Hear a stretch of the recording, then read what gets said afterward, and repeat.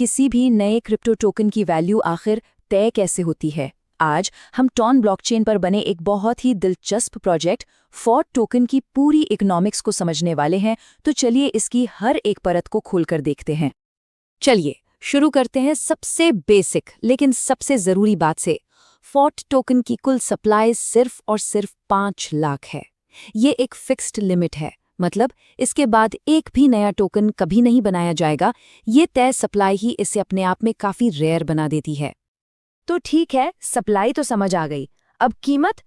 Launch के वक्त हर एक फॉर्ट टोकन की कीमत रखी गई थी 50 सेंट। ये वो शुरुआती पॉइंट था जिसने मार्केट में इसके सफर की नींव रखी। और जब हम इस शुरुआती कीमत को कुल सप्लाई से गुणा करते हैं तो हमें मिलता है इसका इनिशियल मार्केट कैप, जो था $2.5 लाख। ये वो नंबर है जो हमें बताता है कि लॉन्च के समय इस प्रोजेक्ट की कुल वैल्यू क्या थी। एक तरह से ये भविष्य में इसकी ग्रोथ को नापने का एक बेसलाइन है। तो इस टोकन को ठीक से समझने के लिए हमने इस पूरी कहानी को 5 हिस्सों में बांटा है। हम इसकी बेसिक पहचान से शुरू करेंगे, फिर जानेंगे कि इसे बनाया क्यों गया और होल्डर्स को इससे क्या फायदे हैं। उसके बाद हम इसके अनोखे डिफ्लेशनरी इंजन की बात करेंगे, देखेंगे कि इसकी सुरक्षा के लिए क्या इंतजाम है, और आखिर में इसके फ्यूचर रोड मैप पर भी एक नज़र डालेंगे। तो चलिए सबसे पहले खंड से शुरू करते हैं कि आखिर ये फॉर्ट टोकन है क्या और इसकी शुरुआती सप्लाई को बांटा कैसे गया। चलिए इन बेसिक सवालों के जवाब ढूंढते हैं। असल में फॉर्ट एक डिफ्लेशनरी यूटिलिटी टोकन है। अब ये सुनने में थोड़ा बाहरी लगता है, पर मतलब सीधा है। यूटिलिटी मतलब इसका सच में कोई काम है, इकोसिस्टम में कोई इस्तेमाल है। डिफ्लेशनरी मतलब इसकी सप्लाई वक्त के साथ कम होने के लिए डिजाइन की गई है। और इसका कॉन्ट्रैक्ट अपरिवर्तनीय है, मतलब एक बार जो नियम बन गए सो बन गए, कोई बदल नहीं सकता। तो इन 5 लाख टोकन्स का केक आखिर कटा कैसे? इस चार्ट को देखें तो साफ पता चलता है कि सबसे बड़ा टुकड़ा पूरे 30% एयर ड्रॉप के जरिए कम्युनिटी को दिया गया। ये एक साफ इशारा है कि प्रोजेक्ट अपने शुरुआती सपोर्टर्स को कितनी अहमियत देता है। बाकी हिस्से लिक्विडिटी, रिजर्व और दूसरी जरूरी चीजों के लिए बहुत सोच समझ कर बांटे गए हैं। चलिए इन नंबर्स को थोड़ा और करीब से देखते हैं। जो 30% एयर ड्रॉप था वो उन शुरुआती यूजर्स को रिवॉर्ड देने के लिए था जिन्होंने लॉन्च से पहले पॉइंट्स कमाए थे। और सबसे मजेदार बात यह है कि 20% रिजर्व सीधे कम्युनिटी कंट्रोल करती है एक डाओ के जरिए, मतलब होल्डर्स खुद फैसले लेते हैं। ये बहुत बड़ी बात है।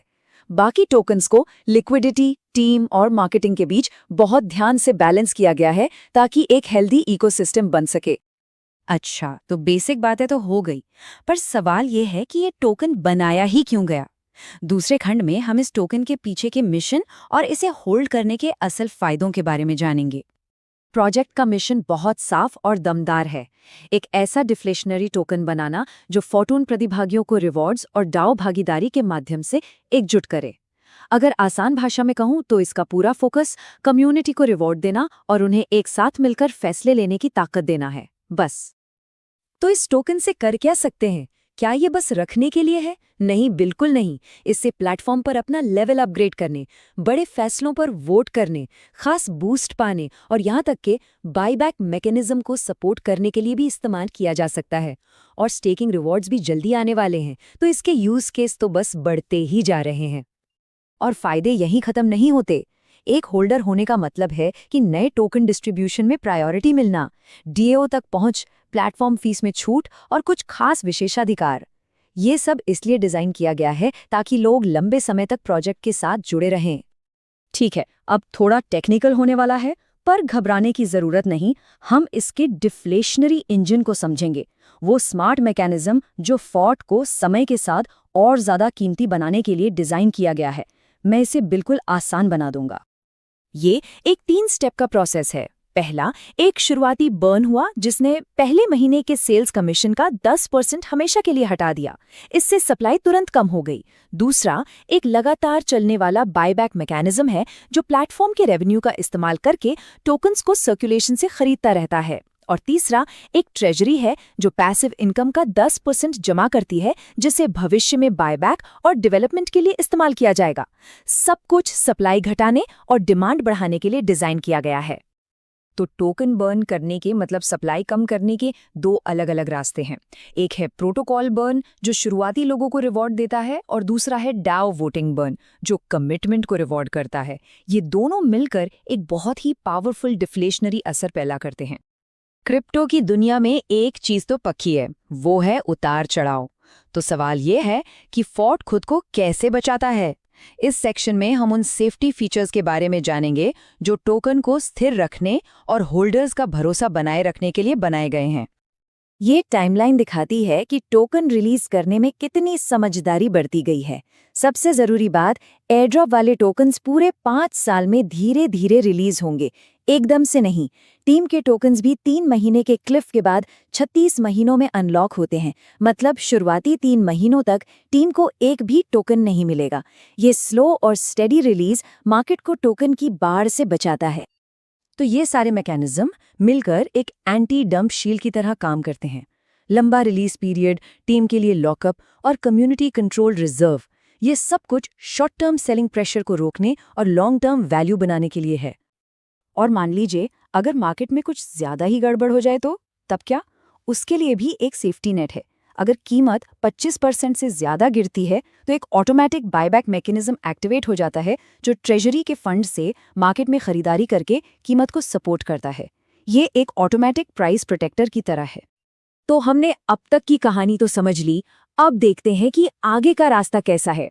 हमारे आखिरी खंड में हम देखेंगे कि फोर्ट का भविष्य कैसा दिखता है, जिसमें इसका अनोखा गवर्नेंस मॉडल और आगे का रोमांचक रोड मैप शामिल है। फोर्ट का गवर्नेंस मॉडल सिंपल है, एक टोकन एक वोट। पर यहाँ एक बहुत ही मजेदार ट्विस्ट है। सिर्फ टॉप 30 होल्डर्स ही वोट कर सकते हैं और जब वो वोट करते हैं तो उनके वोटिंग टोकन हमेशा के लिए बर्न हो जाते हैं। ये एक जबरदस्त तरीका है ये पक्का करने का कि फैसले वही लोग लें जो प्रोजेक्ट को लेकर सबसे ज्यादा सीरियस हैं। आगे का प्लान भी काफी एम्बिशियस है। दिसंबर 2025 में एक जरूरी स्मार्ट कॉन्ट्रैक्ट ऑडिट से लेकर 2026 की पहली तिमाही में टोकन जनरेशन इवेंट और डेक्स लॉन्च तक। उसके बाद बड़े एक्सचेंजों पर लिस्टिंग, डेओ प्लेटफॉर्म का लॉन्च और यहाँ तक कि क्रॉस चेन की क्षमताएं भी देखने को मिलेंगी। मतलब ग्रोथ के लिए एक साफ और रोमांचक प्लान तैयार है। लेकिन कामयाबी को नापेंगे कैसे? प्रोजेक्ट ने 2 बिल्कुल साफ टारगेट रखे हैं। 2 लाख से ज्यादा टोकन होल्डर्स की एक मजबूत कम्युनिटी बनाना और मार्केट में $5 लाख से ज्यादा की हेल्दी लिक्विडिटी बनाए रखना। ये सिर्फ नंबर नहीं है, ये एक वाइब्रेंट और स्थिर इकोसिस्टम की निशानियां हैं। तो हमने फोर्ट टोकन के पूरे डिजाइन को परत दर परत समझा।